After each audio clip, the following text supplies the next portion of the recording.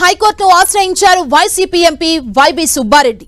Vigilance నివేదిక నిలుపుదల చేయాలని పిటిషన్లో కోరారు. విజిలెన్స్ నోటీసులకు తాను వివరణ ఇవ్వకముందే నివేదిక ఇవ్వడాన్ని సుబ్బారెడ్డి తప్పుపట్టారు. నోటీసులకు వివరణ ఇవ్వడానికి కొన్ని రికార్డ్స్ ఇవ్వాలని కోరినా స్పందించలేదని పిటిషన్లో తెలిపారు. వైబీ సుబ్బారెడ్డి పిటిషన్పై రేపు హైకోర్టు విచారించే అవకాశం ఉంది.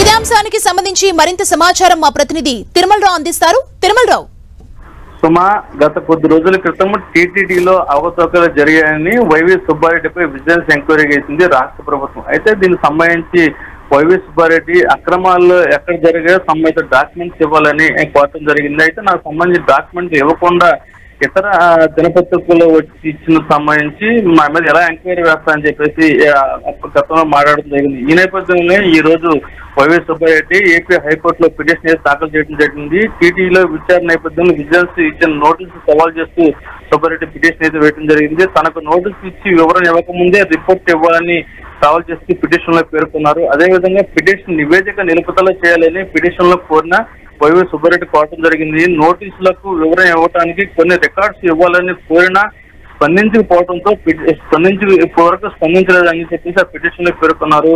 దీన్ని సవాల్ చేస్తూ ఇది నిలుపుదల చేయాలంటూ పిటిషన్ లో పేర్కొనడం జరిగింది. దీనికి సంబంధించి రేపు విచారణకు వచ్చే అవకాశం ఉంది. సుమా, థ్యాంక్ యూ తిరుమలరావు.